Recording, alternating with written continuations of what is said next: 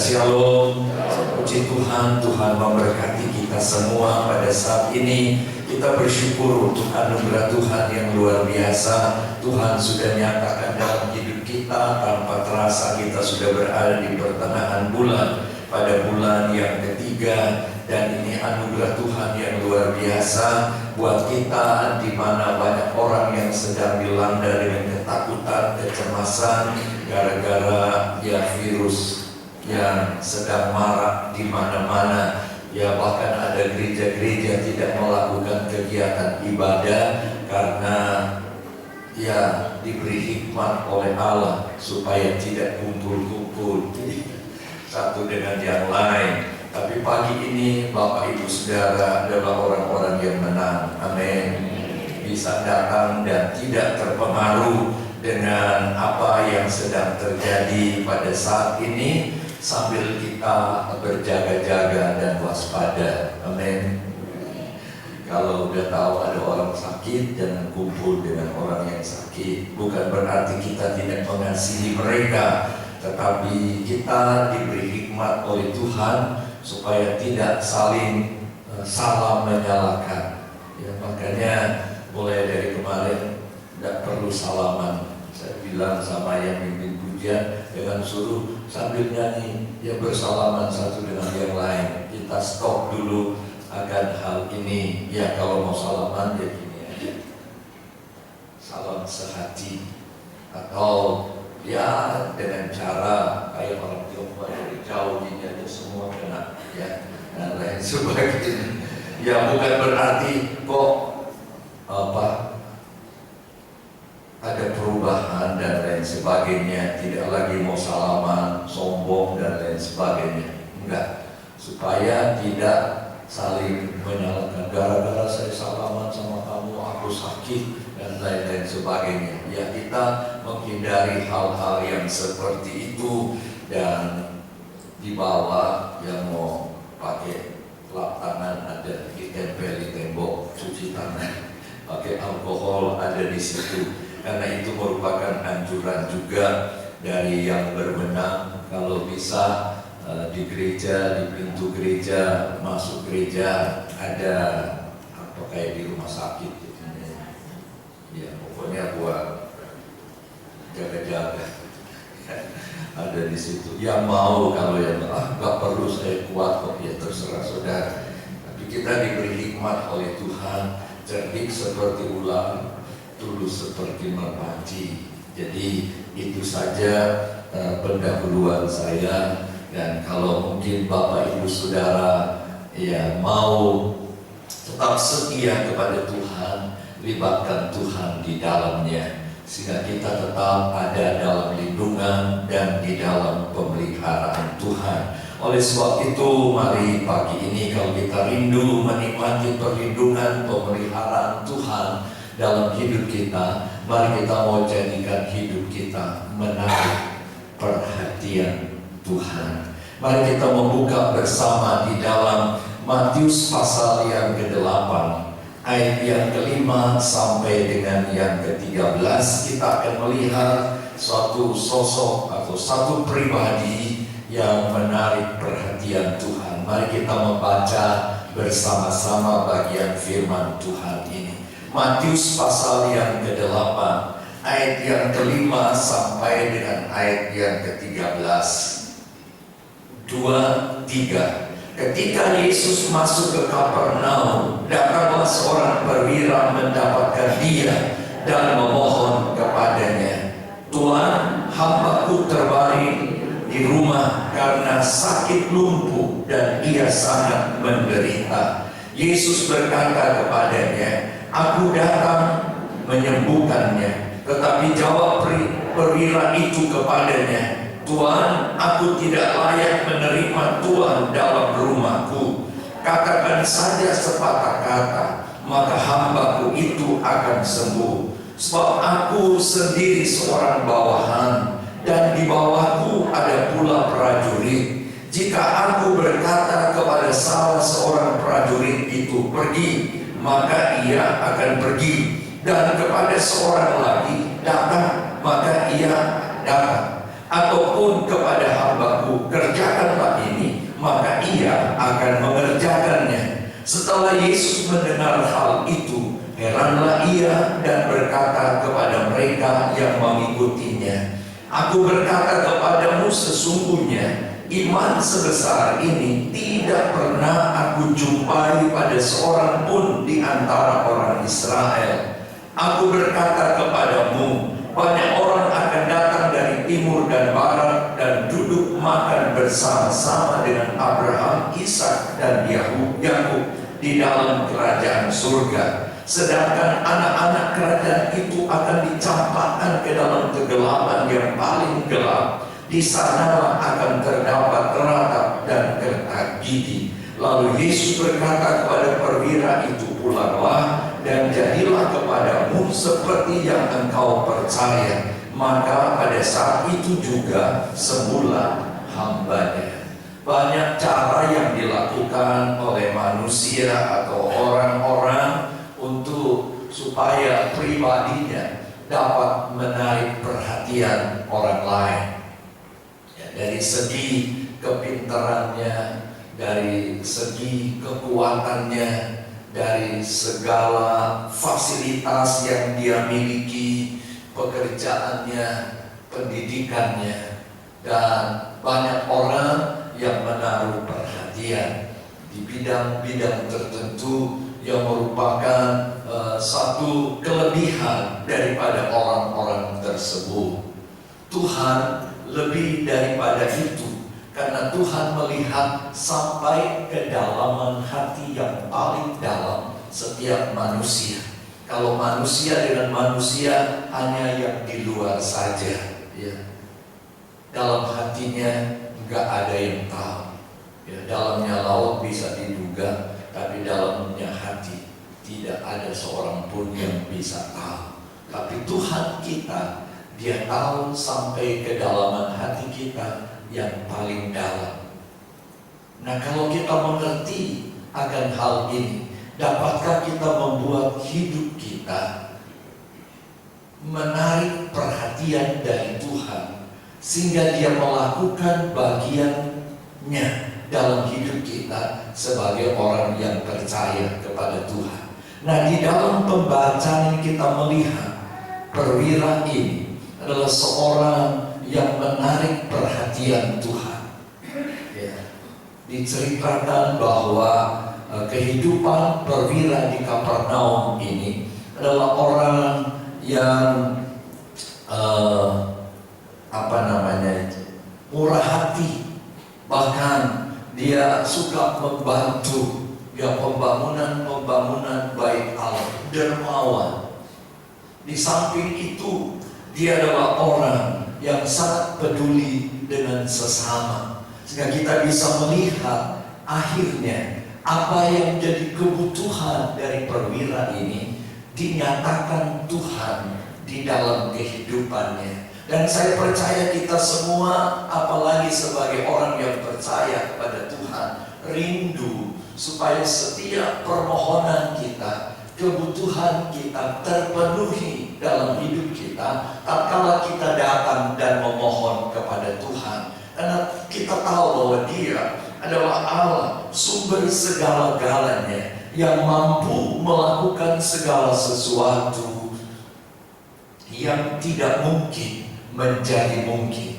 Oleh sebab itu kita akan melihat beberapa rahasia yang menjadikan Tuhan menaruh perhatian dengan kondisi, dengan masalah, dengan pergumulan yang dihadapi oleh perwira di Kapernaum ini. Yang pertama kita bisa melihat di dalam pembacaan kita tadi, di dalam ayat yang kelima dan ayat yang keenam, ya. Perhatikan, berkata begini: ketika Yesus masuk Kapernaum, datanglah seorang perwira mendapatkan Dia dan memohon kepadanya, Tuan, hambaku terbaring di rumah karena sakit lumpuh dan ia sangat menderita. Jadi yang pertama kita bisa mengambil kesimpulan dalam ayat 5 dan 6 bahwa perwira ini memiliki kasih, hidup di dalam kasih, ya, memiliki kasih. Ia menaruh kasih dan kepedulian terhadap hambanya yang sedang sakit. Kalau dia tidak memiliki kasih, tidak mungkin siapa kamu. Saya kan perwira, kamu kan hamba. Udah pergi ke sana sendiri, ya, pergi ke dokter kalau mungkin zaman sekarang, atau udah ini obatnya minum, ya, lalu sudah selesai. Tapi perwira ini, dia tahu bahwa Yesus adalah Tuhan, Allah yang Maha Kuasa dan tabib yang ajaib. Dia banyak mendengar tentang Yesus, tentang mujizat-mujizat yang telah terjadi dalam pelayanan Yesus selama dia berada di atas muka bumi, dan sampai hari ini mujizat itu tetap dan terus berlangsung. Makanya dia datang kepada Yesus ketika Yesus masuk Kapernaum. Kapernaum itu kan kampung para nabi. Adik saya, dia pulang dari Israel baru kemarin, untung belum ditutup. Dia masih sempat sama Ibu Setiawan, mungkin ya triknya sama. Pulang-pulang dia kirimin foto ke saya. Oh, gaya-gayanya di belakangnya ada tulis Kapernaum. Sampai situ juga ya, Kapernaum, kampung para nabi. Dan kita bisa melihat bagaimana perwira ini, dia datang kepada Yesus ketika Yesus masuk di negeri itu dan memohon kepadanya. Ya, seperti ayat yang ke-6. Tuhan, hambaku terbaring di rumah karena sakit lumpuh dan ia sangat menderita. Kasih. Jadi rahasia yang pertama untuk kita dapat menarik perhatian Tuhan bagi kehidupan kita, bagi masalah kita, bagi pergumulan hidup kita, bagi problema kehidupan kita di dalam segala bidang adalah memiliki kasih. Apakah kita adalah orang-orang yang mengasihi Tuhan dan mengasihi sesama, ataukah kita menjadi orang-orang yang egois, percaya kepada Tuhan tapi tidak peduli kepada sesama? Tuhan tidak mau kita seperti itu, karena Tuhan mengajarkan kepada kita di dalam Matius pasal 22 ayat 37 sampai 39, selain kita mengasihi Allah dengan sebulat-bulat hati kita, sekuat tenaga kita, dengan segenap akal budi kita, segenap jiwa kita, tetapi kasihilah sesamamu manusia seperti dirimu sendiri. Nah, ini hukum yang harus ada di dalam hidup kita sebagai orang yang percaya kepada Tuhan. Ada keseimbangan percaya kepada Tuhan dan mengasihi kepada sesama manusia. Dan kita melihat dengan peristiwa yang sedang marak pada saat ini, ya, manusia didorong untuk peduli kepada sesama, baik orang yang percaya kepada Tuhan maupun mereka yang belum percaya kepada Tuhan. Belajar untuk peduli kepada sesama, dan kepedulian ini akan terjadi, dilakukan oleh setiap orang kalau dia memiliki kasih. Kalau tidak ada kasih dalam hati dan hidupnya, ya, masa bodoh dengan orang lain yang sedang berada dalam berbagai macam penderitaan dan kesulitan, yang sedang berada di dalam berbagai macam penderitaan. Pada saat peristiwa yang mula-mula terjadi di China, di Wuhan itu, banyak orang, ya, yang peduli dengan mereka, cari, ya, apa itu namanya, masker di mana-mana. Kok carinya banyak amat, mau dikirim ke sana. Itu tanda satu kepedulian. Sampai ada ketua pengurus pusat wanita telepon sama istri saya, minta dong telepon kakak, karena kakaknya kan dengan obat-obatan itu. Loh, ada apa?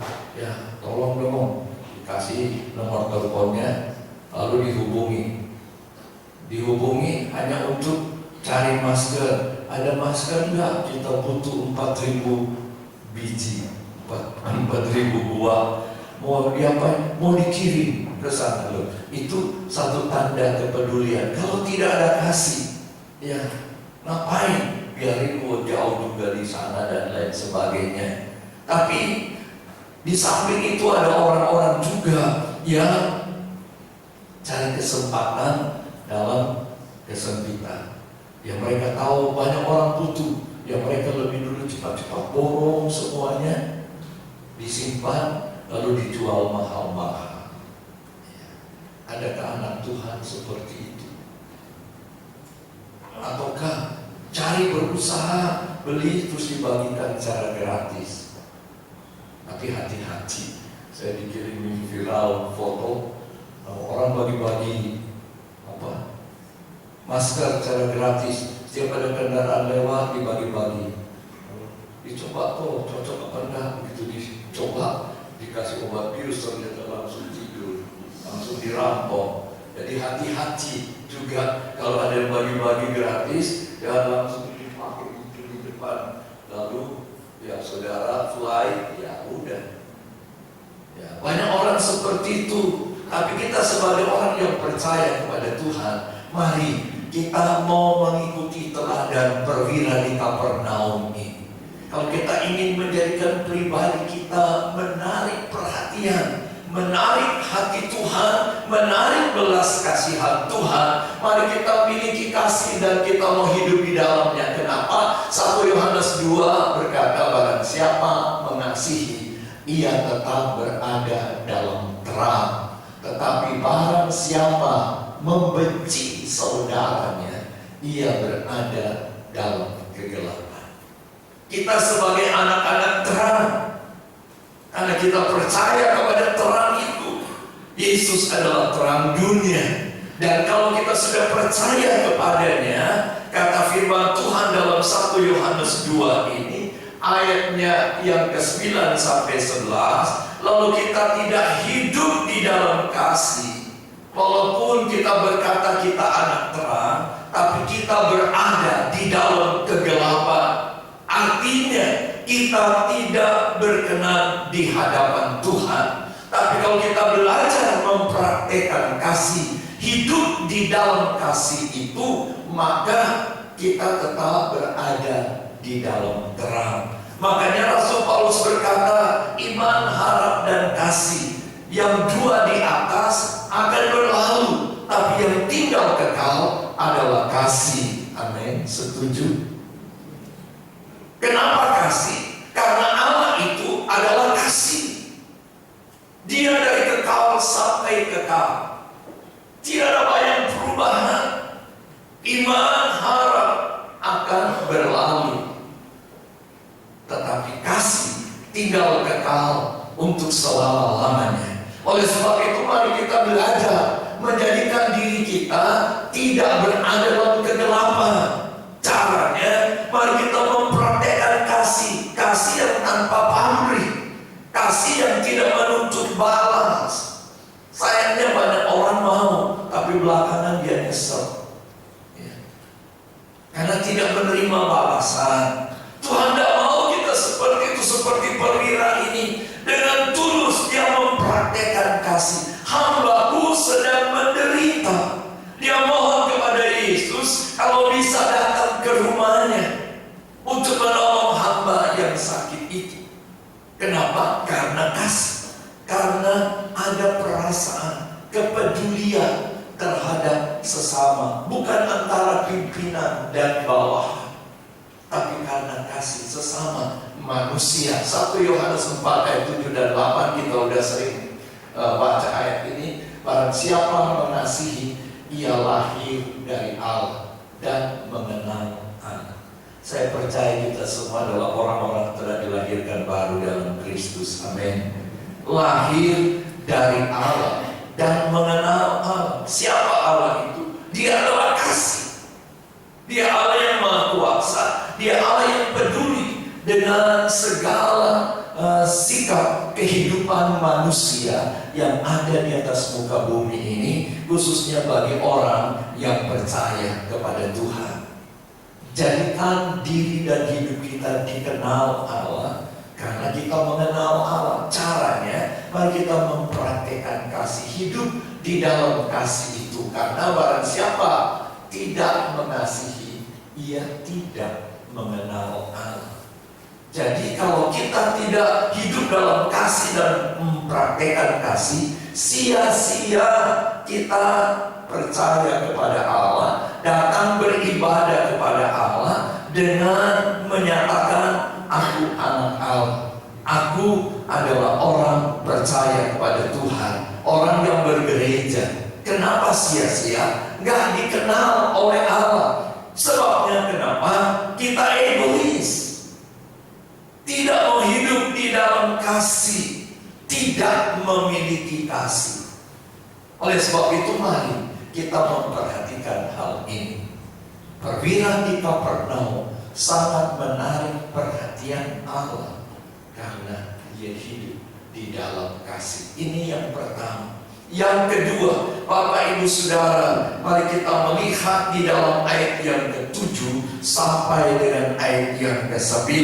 Berkata begini, Yesus berkata kepadanya, aku akan datang menyembuhkannya. Tetapi jawab perwira itu kepadanya, Tuhan, aku tidak layak menerima Tuhan di dalam rumahku. Katakan saja sepatah kata, maka hambaku itu akan sembuh. Sebab aku sendiri seorang bawahan, dan di bawahku ada pula prajurit. Jika aku berkata kepada salah seorang prajurit itu pergi, maka ia pergi. Dan kepada seorang lagi datang, maka ia datang. Ataupun kepada hambaku, kerjakan ini, maka ia akan mengerjakannya. Bapak Ibu Saudara perhatikan, dia datang memohon kepada Yesus, dan Yesus berkata, aku akan datang. Tapi apa respon daripada perwira ini dalam pembacaan kita tadi? Dia berkata, enggak usah datang, aku tidak layak menerima Tuhan di rumahku. Padahal dia seorang perwira. Kalau zaman sekarang ini yang sudah pangkat seperti itu, wah fasilitasnya luar biasa. Ya, apalagi mungkin rumahnya, ya pokoknya layak untuk menerima kamu, apalagi pimpinan-pimpinannya dan lain sebagainya. Tapi perwira ini dia berkata, oh aku tidak layak menerima Tuhan di rumahku. Artinya perwira ini adalah seorang yang memiliki kerendahan hati. Dia tidak menganggap dia sebagai seorang yang luar biasa. Dia tidak mempertahankan gengsinya sebagai seorang perwira. Dia tidak membanggakan jabatan, kedudukan, bahkan mungkin fasilitas yang dia miliki. Tapi dia berkata, aku tidak layak untuk datang. Tuhan datang di rumah. Tidak layak. Bagaimana dengan kita sebagai orang yang percaya kepada Tuhan? Adakah kita memiliki kerendahan hati? Perwira ini berkata, kalau Bapak Ibu Saudara baca ayat yang ke-9, ya aku bisa saja kalau saya bisa simpulkan, aku kan punya bawahan. Kalau kau suruh dia pergi, datang, kerjakan, ya pasti dia akan kerjakan. Seorang perwira dengan bawahannya, prajurit dan lain sebagainya. Dan kita melihat kan di tentara, kalau ada seniornya pangkatnya lebih tinggi, begitu datang jauh-jauh, setelah lewat baru dia turun tangan. Kalau datang nggak dihormat, wah itu suatu nilai yang kurang baik. Tapi perwira ini enggak seperti itu. Bandingkan saudara di dalam pembacaan kita tadi. Oleh sebab itu mari, kalau kita ingin menjadikan pribadi kehidupan kita dapat menarik perhatian Allah, jangan kita sombong karena kita berhasil, karena kita pintar lain daripada yang lain. Jangan kita jadi seperti Gepeng. Ingat Gepeng almarhum, untuk ada aku. Kalau nggak ada dia, ya nggak jalan semuanya. Untuk ada aku. Siapa? Dengan kata lain, siapa aku ini? Hebat kan? Tuhan nggak mau kita seperti itu. Kalau kita punya sifat dan sikap seperti itu, menjadikan diri kita nol dan sia-sia di hadapan Tuhan. Amin. Mari kita belajar hidup dalam kerendahan hati. Firman Allah mengajarkan kita, kalau kita merendahkan diri di hadapan Tuhan, maka Tuhan akan meninggikan kita. Amin. Tapi kalau kita merasa diri kita hebat, Tuhan sangat menentang kehidupan kita. Bahkan dalam kitab Amsal dikatakan, orang yang tinggi hati mendahului kehancuran, ya. Kecongkakan mendahului kehancuran. Tapi kita sebagai orang percaya, makin kita naik tingkat, diberkati oleh Tuhan, makin kita tersungkur di bawah kaki Tuhan. Amin. Hukum padi itu kan tidak bisa dibantai. Dia makin kalau tertulirnya ada padi yang tulirnya kosong, ya dia makin subur, dia makin tinggi, tapi kosong. Tapi yang ada isinya, ya makin tertunduk, bahkan sampai rubuh, ya, karena beratnya bulir padi itu. Nah, Tuhan mau kita seperti itu. Dan itu yang ada dalam pribadi seorang perwira di Kapernaum. Kenapa kita harus belajar menjadi orang yang rendah hati di hadapan Tuhan? Yakobus pasal 4 ayat 6 berkata, Tuhan mengasihi orang yang rendah hati. Sebab itu di dalam 1 Petrus pasal 5 ayat 6, mari kita mau rendahkan diri kita di bawah tangan Allah yang kuat.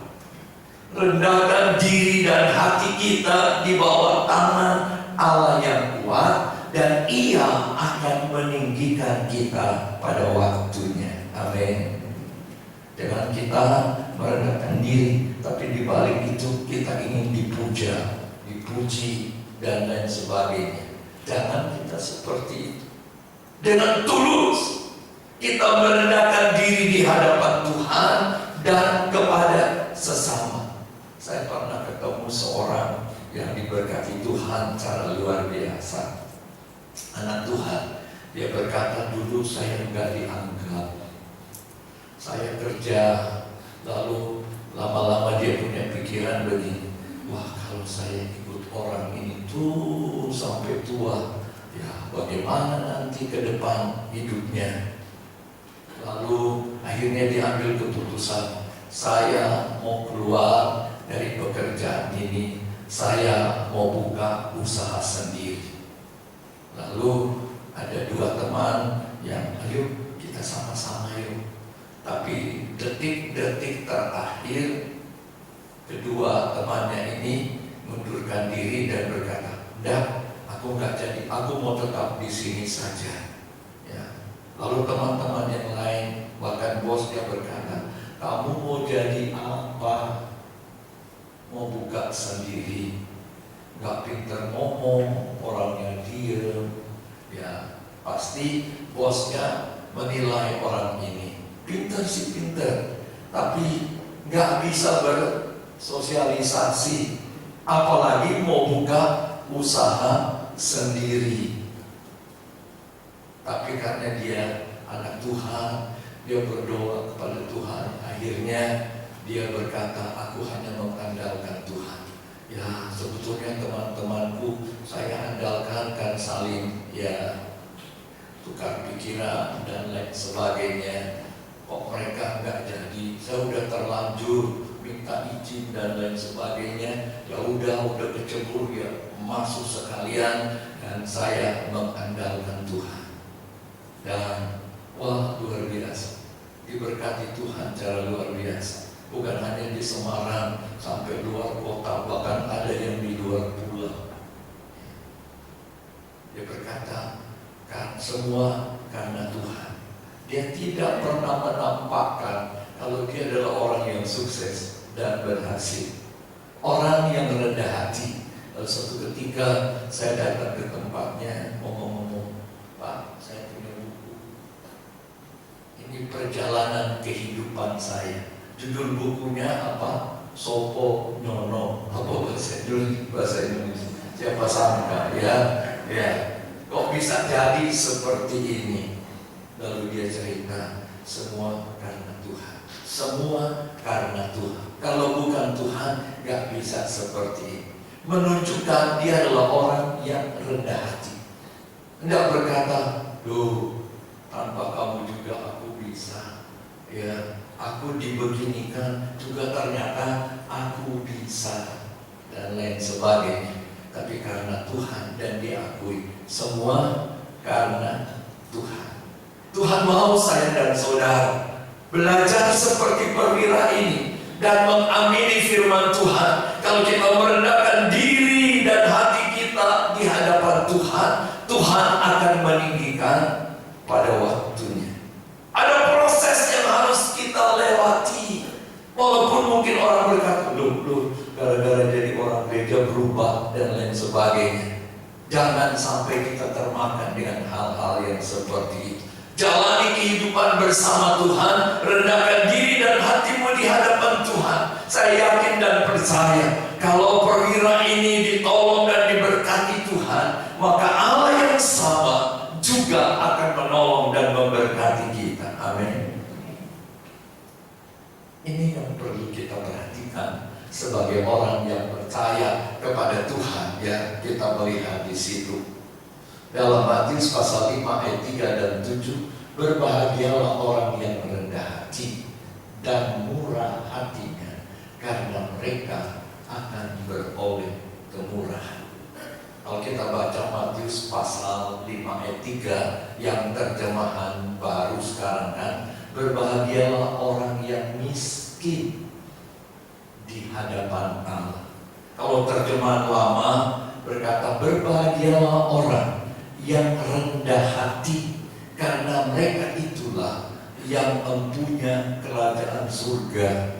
Mau punya surga? Amin. Rendah hati artinya, kalau kita ingin menjadikan hidup kita menarik perhatian Tuhan, mari belajar rendah hati. Kalau kita rindu masuk dalam kerajaan Tuhan itu, belajar rendah hati. Semua karena Tuhan. Kalau terjemahan baru kan berkata, berbahagialah orang yang miskin. Itu miskin di situ bukan berarti kita nggak punya apa-apa, tapi merupakan satu pengakuan kita di hadapan Tuhan bahwa kita ini nggak ada apa-apanya di hadapan Tuhan. Kita mengakui bahwa hanya Tuhanlah satu-satunya yang membuat kita ada dan meraih keberhasilan dalam hidup ini. Hanya Tuhanlah yang mampu menyelamatkan kehidupan saya dan saudara. Miskin, gak punya kemampuan dalam menghadapi segala tantangan. Dan firman Allah berkata, mereka itu yang mempunyai kerajaan surga. Mereka itu akan dipelihara Tuhan. Mari kita belajar seperti perwira di Kapernaum ini. Orang yang memiliki kasih dan rendah hati, pasti dia penuh dengan kemurahan. Amin. Jadi diikuti ya, kasih, rendah hati diikuti dengan kemurahan. Kalau mungkin sekarang orang berkata, aku gak tega lihat orang itu menderita. Penuh dengan kemurahan. Ada dorongan, rasa belas kasihan dengan orang-orang yang membutuhkan. Dan firman Allah berkata, berbahagialah orang yang murah hati, karena mereka juga akan beroleh kemurahan. Kita kan sering nyanyi, oleh karena kemurahan Tuhan ku ada sampai hari ini. Kalau kita sadar kita ada karena kemurahan, karena anugerah Tuhan, maka hati kita juga akan digerakkan untuk melakukan sesuatu seperti yang Tuhan mau dan Tuhan lakukan dalam hidup kita. Murah hati. Dan firman Allah berkata, berbahagialah orang yang demikian. Yang ketiga, saudara, kita temukan di dalam pembacaan kita ayat 8 berkata begini. Tetapi jawab perwira itu kepadanya, Tuan, aku tidak layak menerima Tuan di dalam rumahku. Katakan saja sepatah kata, maka hambaku itu akan sembuh. Ayat yang ke-10. Setelah Yesus mendengar hal itu, heranlah ia dan berkata kepada mereka yang mengikutinya, aku berkata kepadamu, sesungguhnya iman sebesar ini tidak pernah aku jumpai pada seorang pun di antara orang Israel. Miliki iman yang sungguh-sungguh di dalam Tuhan Yesus Kristus. Amin. Kita semua adalah orang yang beriman kepada Yesus Kristus. Yang jadi pertanyaan, apakah iman kita sungguh-sungguh, apa iman-imanan? Hanya di KTP kita orang Kristen, anak Tuhan, tapi sebetulnya kita tidak beriman sungguh-sungguh kepada Tuhan Yesus. Buktinya banyak orang Kristen yang mengeluh, bersungut, aku kok sudah berdoa, kok Tuhan nggak tolong, dan lain sebagainya. Itu membuktikan bahwa iman kita nggak sungguh-sungguh di hadapan Tuhan, karena masih bersungut, bahkan memberontak di hadapan Tuhan. Perhatikan perwira ini. Kalau dia mau, kan Yesus yang menawarkan, aku akan datang. Betul nggak? Coba kita ya minta bantuan kepada wali kota, Pak, saya gini, ya rumah saya sudah mau roboh dan sebagainya. Lalu wali kota, saya akan tinjau. Ya, biasanya orang, oh monggo Pak, ya. Senangnya luar biasa karena akan ditinjau dengan tujuan supaya dapat bantuan atau rumahnya dibangun kembali, diperbaiki dan lain sebagainya. Tapi perwira ini enggak. Dia berkata, enggak usah ke rumahku, aku enggak layak. Katakan saja sepatah kata dan hambaku akan sembuh. Ini membuktikan iman yang luar biasa. Kalau zaman sekarang kan, kalau orang misalnya datang, anak saya sakit misalnya gitu, tolong Om datang besok ya. Kalau gak datangi, waktu gak berat. Untung pilih-pilih kasih. Ya. Jujur, betul apa enggak? Apa benar? Ya. Mari kita belajar seperti perwira ini. Katakan saja sepatah kata, tidak usah datang. Punya iman yang luar biasa. Kita kan masing-masing bisa berdoa, amin. Ya berdoa kepada Tuhan. tapi dengan iman yang sungguh-sungguh. Kita akan percaya firman Tuhan. Amin. Ya, amini. Bagi Tuhan tidak ada yang mustahil. Dan bagi orang percaya juga tidak ada yang mustahil. Bahkan Yesus pernah berkata, kamu akan dapat melakukan perkara-perkara yang lebih besar dari yang aku lakukan. Oh, luar biasa. Yesus berkata kepada murid-murid Tuhan seperti itu.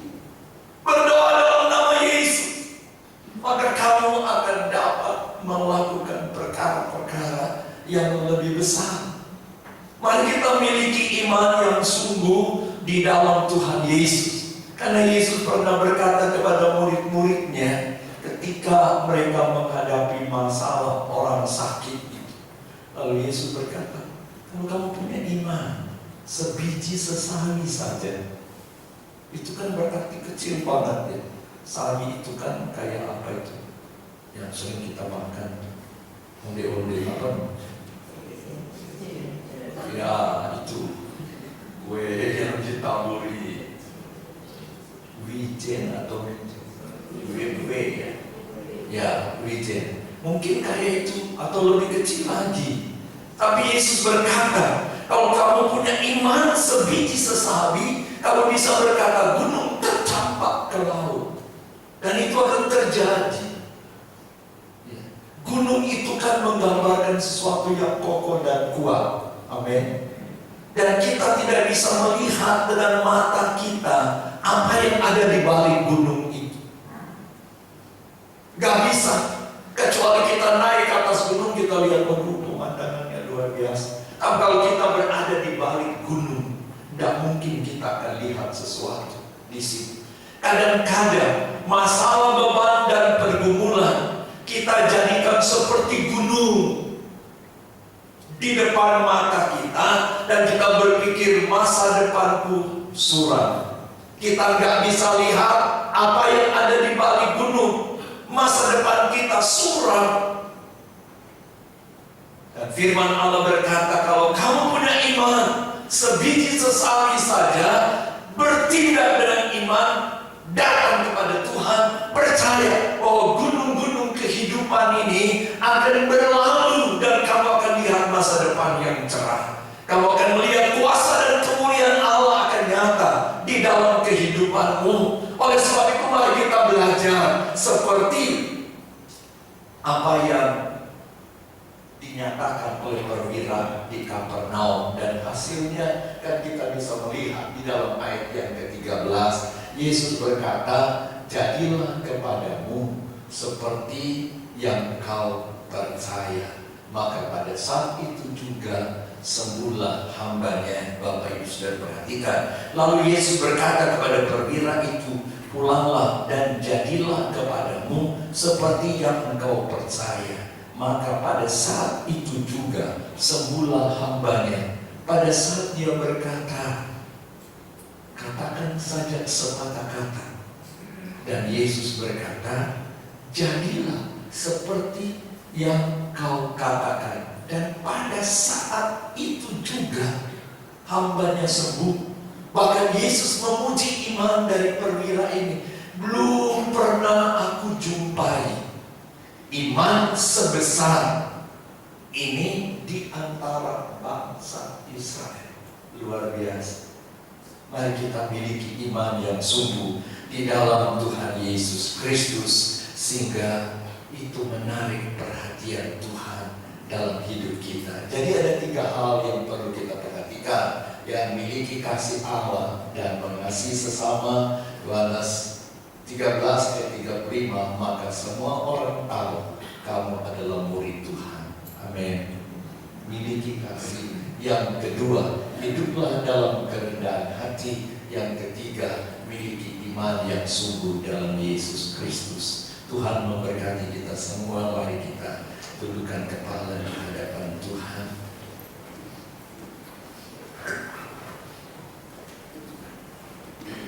Haleluya. Kita mau nyanyikan pujian. Tuhan, ku ku mau senangkan hatimu. Sementara kita nyanyikan pujian ini, kita renungkan hidup kita masing-masing. Mungkin Bapak, Ibu, Saudara punya beban, masalah, pergumulan apa saja. Sebagai orang yang beriman kepada Tuhan, percaya kepada Tuhan, mari kita mau teladani perwira di Kapernaum ini. Kamu hidup dalam kasih, hidup dalam kerendahan hati, dan memiliki iman yang sungguh dalam Kristus. Amin, Yesus. Oh, haleluya. Oh Tuhan, ku mau mendengarkan-Mu. Ya Tuhan, betullah hati ini.